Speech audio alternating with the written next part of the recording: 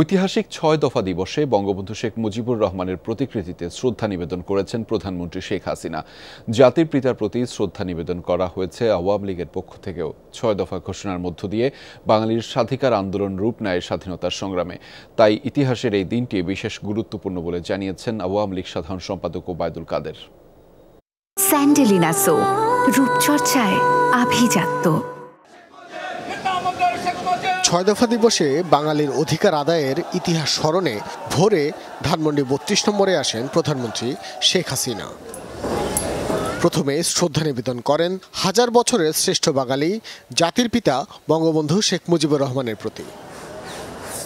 শ্রদ্ধা নিবেদনের পর কিছুক্ষণ নীরবে দাঁড়িয়ে থাকেন বঙ্গবন্ধু কন্যা।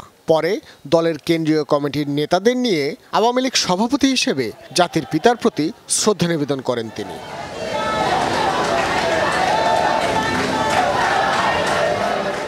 শ্রদ্ধা নিবেদনের পর আওয়ামী লীগ সাধারণ সম্পাদক বলেন, স্বাধীনতা আন্দোলনের ক্ষেত্রে মাইলফলক ছিল ১৯৬৬ সালের ৭ জুন।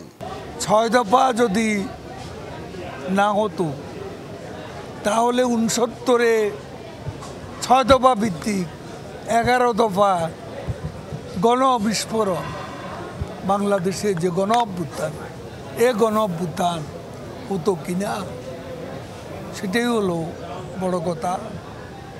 এবং আজকে